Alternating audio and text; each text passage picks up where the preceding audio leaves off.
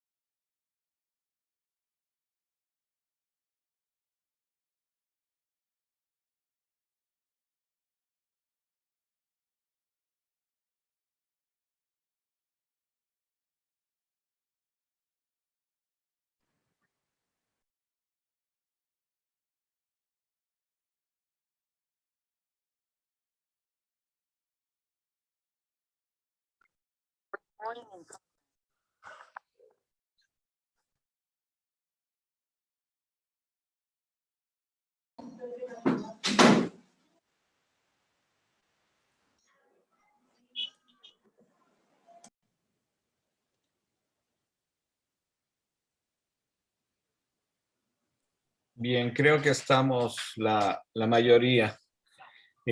Les comentaba que la necesidad de las casas productoras es lo que va a determinar que se comiencen a desarrollar los géneros cinematográficos.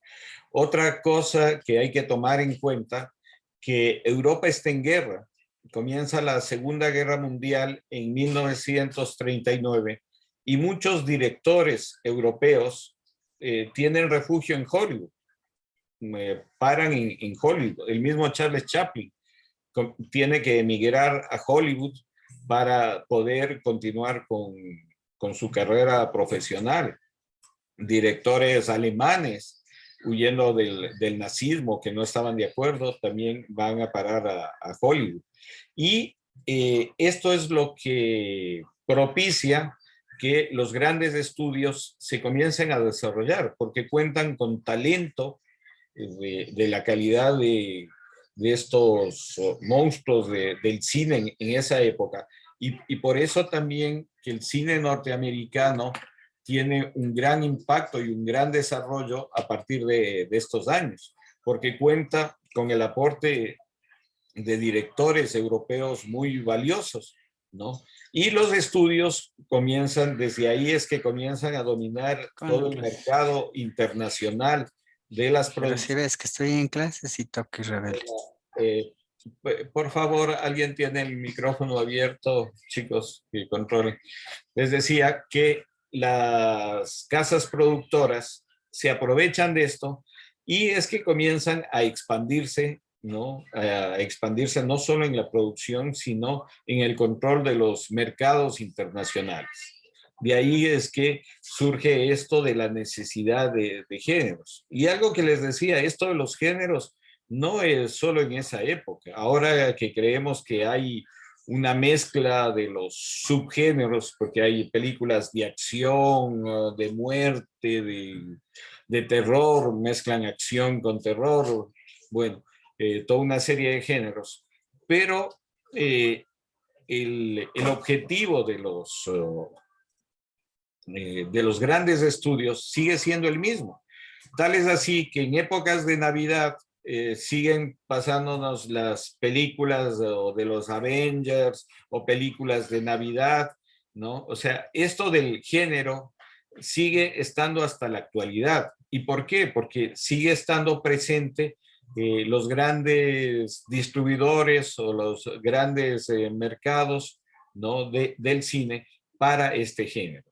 Y fíjense ustedes que las plataformas ahora que en la actualidad se ve más cine en las plataformas, tienen la misma característica.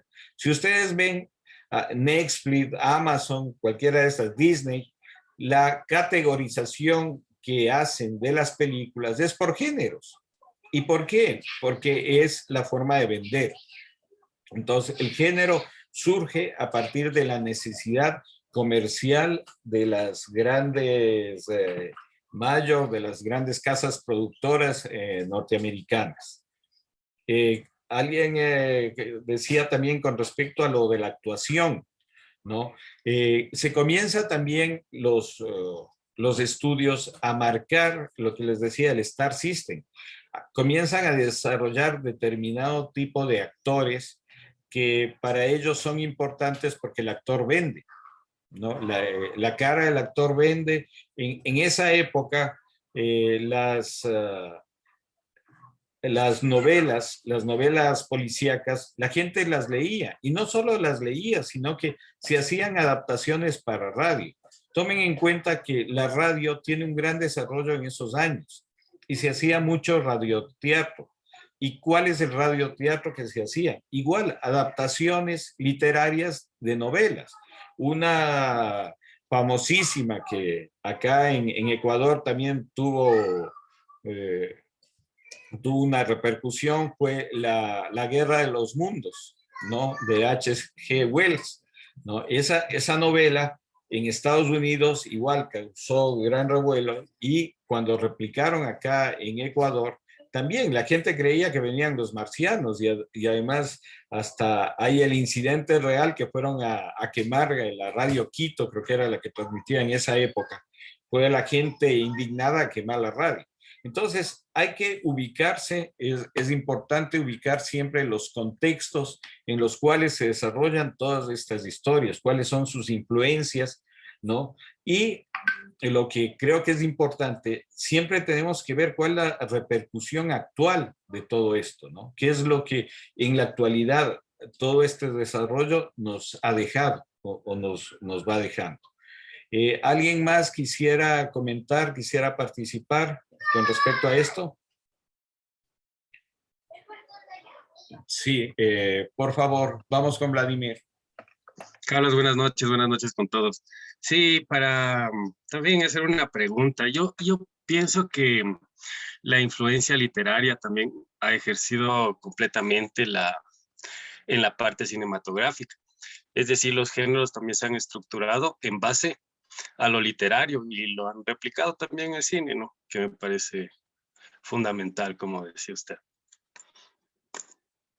Sí, efectivamente, la literatura ha estado presente en el cine.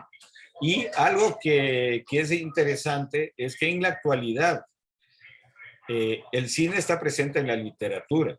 No hay escritor contemporáneo que no tenga influencia del cine, que no haga referencias a alguna película o a algo cinematográfico. Entonces, también las diferentes manifestaciones artísticas se van retroalimentando. En la actualidad, si ustedes ven, todos los escritores contemporáneos tienen una gran influencia del cine sobre sus escritos. Johanna, ¿nos quiere decir algo, por favor? Sí, también como en función del texto que nos diste, pensaba en la función de pensar el cine específicamente desde el punto de vista de entretenimiento, es decir, el género, una de las cosas que, bueno, como mencionaba ahí en el texto, es que es de fácil lectura, digamos, o sea, tiene unos códigos específicos que hacen que yo como público ya sepa más o menos de qué va a ir, entonces hay un acercamiento a la propuesta visual que es como, que no genera distancia, sino que al contrario, es como que de alguna forma, bueno, lo que pasa es como entretenido, digamos, entonces, no sé, me parece que tiene esa posibilidad y mayor alcance, por supuesto, al tomarlo desde este punto de vista, de repente, nada, toda una familia viendo una misma película, como por entretenimiento, como decía la compañera que lo vio con su hijo. Eh, entonces, pensaba desde ese lugar cuál es la función de la mirada del entretenimiento, si es algo que surge a partir de las productoras, o si hay algún tipo de perspectiva al respecto en esa época. Bueno, es que el cine siempre fue, desde el inicio, un entretenimiento, ¿no? Un entretenimiento, pero aquí vamos viendo ya cuando se comienza a desarrollar la industria cinematográfica norteamericana, que las casas productoras van marcando las reglas de juego. O sea, si bien, como decía, a la gente en esa época le gustaba leer las novelas policíacas, ¿no? Fíjense ustedes que no hay muchas novelas de western, igual se hacía películas de western, ¿no? Pero las novelas policíacas sí se hacían, sí se escribían bastante, ¿no? Y eran consumidas por el público, ¿no? Y después, digamos, cierto tipo de novelas que van profundizando más temas que son álgidos en cada una de las sociedades. Estoy pensando, por ejemplo, en El Padrino, ¿no? El Padrino también, la serie que hizo, las 3 películas que hizo Coppola, está basado en el libro de Mario Puzo, ¿no? Justamente sobre el padrino este que, italiano, mafioso en la sociedad norteamericana. Entonces, ¿cómo los escritores que hacen un reflejo de la realidad en que viven, ¿no?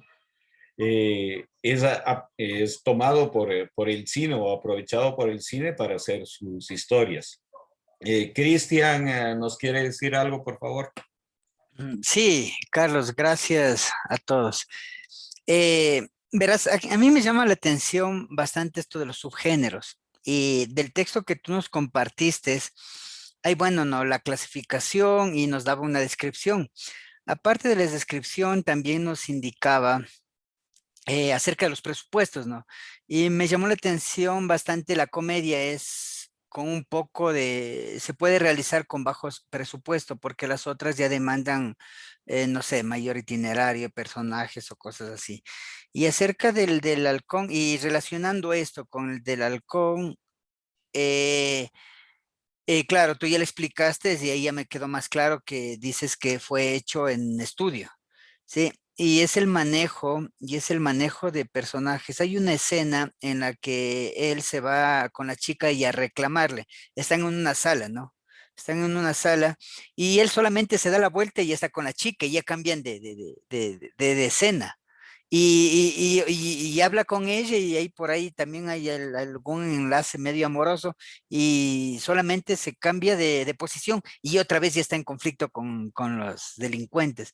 Entonces, eso me lleva al manejo técnico, táctico o el manejo de escenario exquisito, ¿no? Porque solamente con un movimiento ya nos cambia automáticamente de historia, digámoslo así. Eso, volviendo al tema del presupuesto, ¿por qué nos sale que comedia es un poco más económico realizar? O sea, si es que haríamos un ensayo de un trabajo cortometraje, ¿este sería la más factible? Creo yo que lo de la comedia es más factible porque no tienes tanta rigurosidad, digamos, si es que tú haces otro género, de pronto un género histórico, tienes que cuidar de detalles como vestuario, ambientación, que eso te eleva los costos, ¿no? Y efectivamente las películas de comedia, eh, si tú te pones a ver las películas, por ejemplo, mexicanas de comedia, son las que más se producían. Y sí, por los bajos costos, porque no necesitaban de decorados, no necesitaban de mucha gente, de extras, ¿entiendes? No son como más rigurosas en ese sentido como hacer una película de época o hacer una película de drama donde tienes que cuidar mucho más ciertos detalles, ¿no? Estoy pensando también acá, Dos para el Camino, la que hizo Carmignani con Ernesto Albán.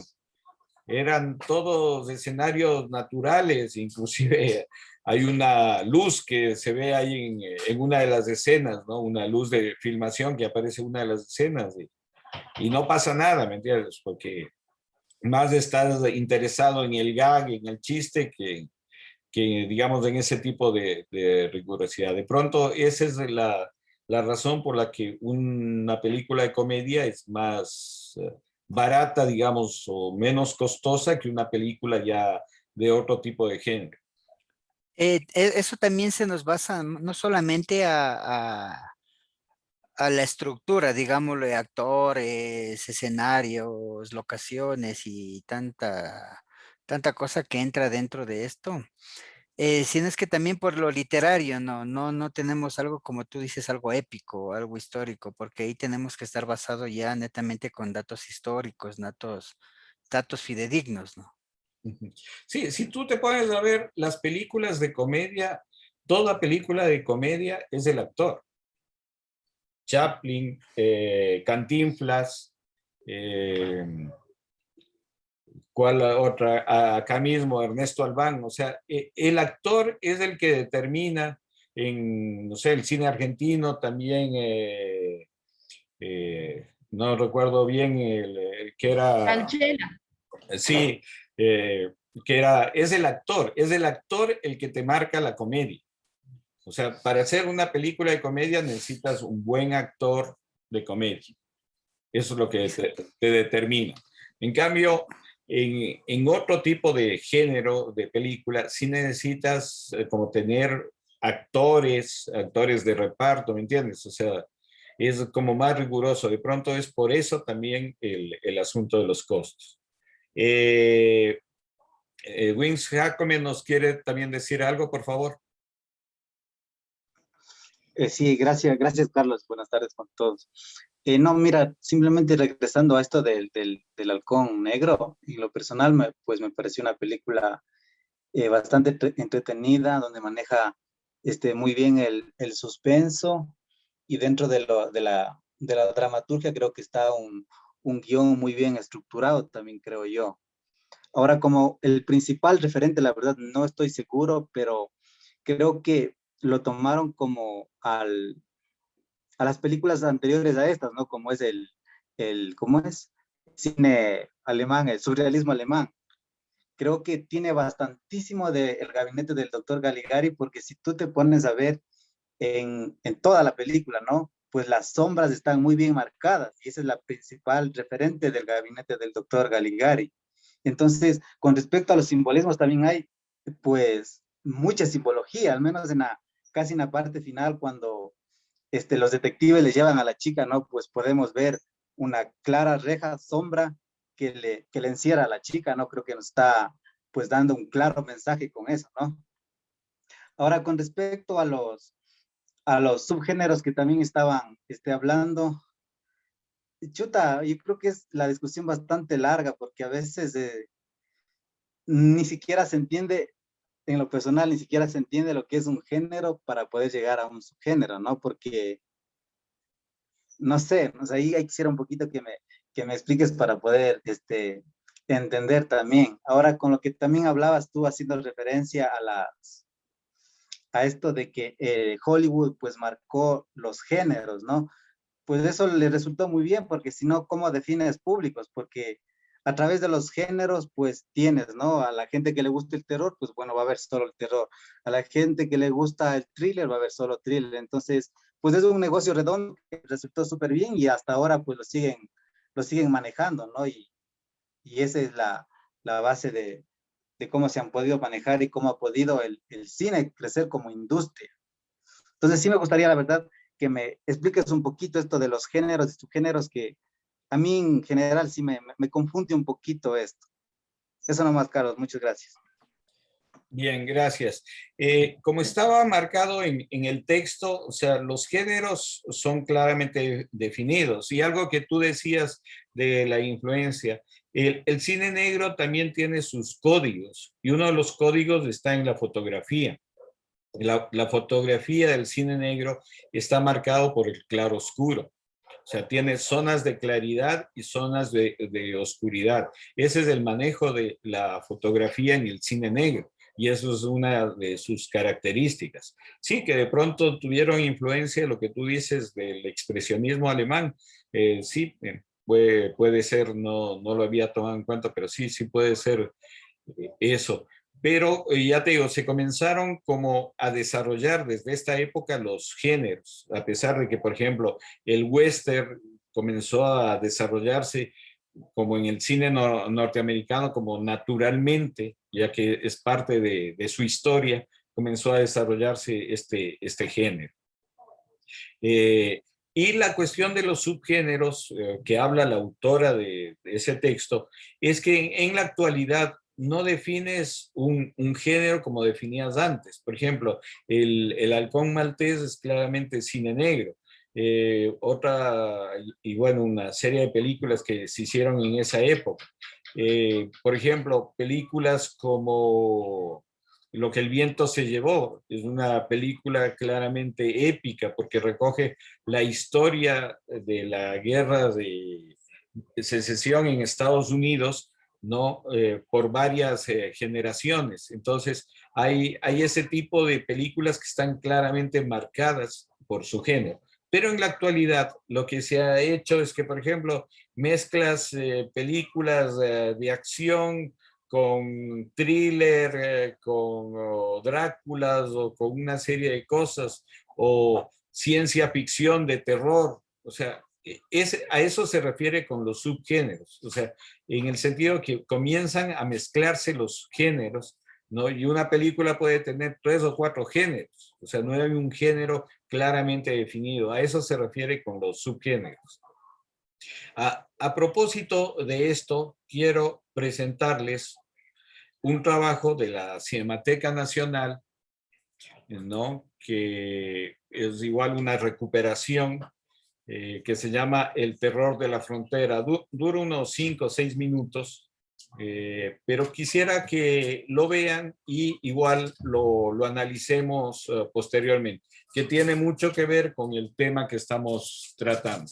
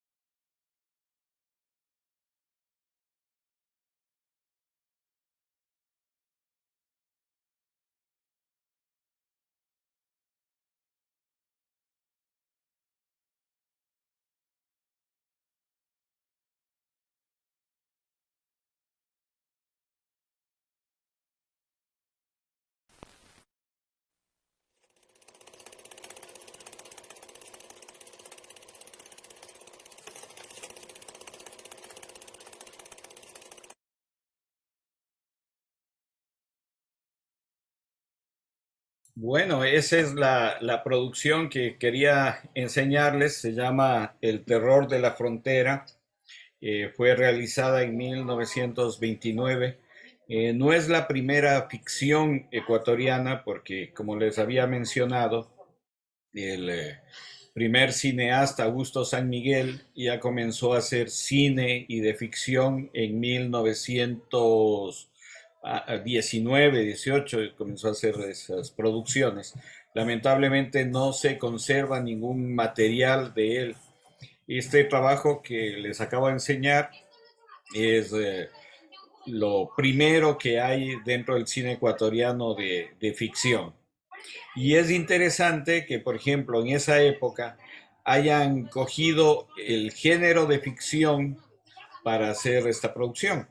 Bueno, no es tan descabellado, tomando en cuenta que la influencia que deben haber tenido en esa época en las salas de cine que ya había, era de películas de western norteamericanas. Tal es así que el personaje principal deciden llamarle el Tejano, ¿no? En esta producción. Pero es interesante porque ya se ve también un nivel de producción, ¿no? Hay un grupo de jinetes a caballo, hay varias locaciones, entonces ya se ve un nivel de producción más o menos, digamos, como para hacer algo de mejor calidad. Wins Jacome, ¿nos quieres decir algo, por favor? Sí, Carlos, nada, simplemente emocionado por ver este video que ni siquiera por la cabeza se me había pasado que había este tipo de material en la Cinemateca. En lo personal pensé que estaba viendo Asalto y robo a un tren de John Ford. Me acercó bastantísimo allá, creo que es un western muy bien realizado. Hay que felicitarle realmente a la persona que hizo esto. No sé si tienes el dato de quién fue quien dirigió, quién escribió el guión. Está muy bien lograda, o sea, está muy bien lograda. Me gustó mucho. Sí, el director es Martínez Quirola, Luis Martínez Quirola, que es pariente del pintor ambateano Luis Martínez también, no recuerdo el otro apellido, ¿no? Entonces, sí, él es el director, parece que era un muchacho joven en esa época que fue a estudiar, era de origen ambateño, fue a estudiar a Quito y ahí tenía un compañero mexicano que el papá tenía una cámara 9 milímetros, 9.5 milímetros, y con esta cámara decidieron hacer esta producción, ¿no? Eh, Parece que se perdieron. Tomen en cuenta que en esa época se filmaba el rollo de imagen separado de audio. Entonces, lo único que se ha conservado hasta la actualidad es este material. Hay una entrevista, porque este material que se rescató en la Cinemateca creo que se lo presentó en el año 1992 y el director estaba presente, inclusive le hicieron una entrevista en El Comercio cuando se presentó esta producción en esos años, o sea, el rescate de esta producción en esos años por parte de la Cinemateca. Pero más allá de ese valor que tiene este material histórico del cine ecuatoriano, es interesante ver cómo también ellos fueron influenciados por esto del género. Quisieron hacer una película de género acá en Ecuador, ¿no? Entonces, es interesante. No sé si alguien más quiera opinar, decir algo al ver este material o de lo que estábamos hablando, de lo de los géneros y el halcón maltés. ¿Qué les... sí, ¿alguien quiere decir algo, por favor? Sí, te escuchamos. Yo tengo una pregunta, Carlos. ¿Todo el cine está considerado dentro de un género o cuál sería un film que no está catalogado como género? No sé si se comprende la pregunta. Sí, justamente tu pregunta es valiosa porque lo que les hablaba, el género comienza a desarrollarse por la industria cinematográfica, pero justamente hay directores que no entran dentro de esto y es lo que se conoce como cine de autor. O sea, hay grandes directores que no quisieron, o algunos que quisieron también trabajar con la industria, pero que pusieron su sello propio, ¿no? Entonces, es lo que se conoce como el cine de autor. Ahora, en la actualidad, o sea, yo creo que, y especialmente en América Latina, en el Ecuador, hay dos géneros que claramente están identificados, que sería la ficción y el documental. En Ecuador y en América Latina, una de las mayores producciones que se hace es el documental, más que la ficción. Entonces, yo sí categorizaría como dos géneros claramente a identificar el documental y la ficción, ¿no? Dentro de esto. Y ya dentro del contexto mundial, digamos, eh, sí ha habido gente que se quiso salir de todo esto, ¿no? Y movimientos inclusive que quisieron salir de todo esto. Más adelante en el desarrollo del taller vamos a ver cómo en Europa inclusive comienzan a desarrollarse movimientos en contra de todo esto que marcaba la industria de Hollywood, ¿no? Y en Europa comienzan a darse movimientos cinematográficos fuertes, como por ejemplo la nueva ola francesa o el cinema, el de Italia, el neorealismo italiano. Entonces comienzan a surgir un poco contestatariamente a la industria de Hollywood movimientos cinematográficos alrededor del mundo que quieren tener su propia identidad y que quieren generar su propio cine, su propio lenguaje, ¿no? Entonces es bien interesante también ese desarrollo. Entonces yo lo que diría es que lo que han querido es desmarcarse de eso y hacer lo que se conoce como cine de autor. Un ejemplo, por ejemplo, Lars Trier. Hay varios ejemplos de cineastas que se han desmarcado. Inclusive ha habido movimientos que han sido inclusive anticine, como Dogma, ¿no? Que fue un movimiento en los años 95 importantes que decidieron ellos filmar sin actores conocidos, sino más bien con actores naturales, no hacer postproducción, sino grabar con el sonido ambiente. Eran como 10 reglas que tenían estos cineastas para filmar, que se llamó Dogma, ¿no? Que siguieron unas reglas, pero que no tuvo, digamos, mayor trascendencia, porque la industria de Hollywood y las otras industrias que se desarrollan en el mundo son las que te marcan el mercado. Y es importante para la producción contar con recursos económicos como para poder desarrollar. Bien, ¿alguien más tiene alguna pregunta, algún comentario que quieran hacer sobre esto? ¿No? ¿Nadie más? Bueno, eh, quedaríamos entonces ahí. No se olviden de igual las tareas hasta el día lunes, 10 de la mañana, ¿no? Yo igual les mandaría la tarea de la próxima semana y tendríamos, estamos en la quinta, 4 sesiones más que completaríamos el primer ciclo de las 9 sesiones. Ahí haríamos un alto de unas 2 semanas y continuaríamos el siguiente ciclo, ¿no? de esto. Bien, agradecerles por su participación y nos veríamos la próxima semana. Gracias, una buena noche. Hasta mañana, Gracias, profe. Carlos. Gracias, Buenas Carlos. noches a todos y todas. Gracias, profe. Muchas gracias, compañeros, maestros. Gracias, chao. Gracias, profe.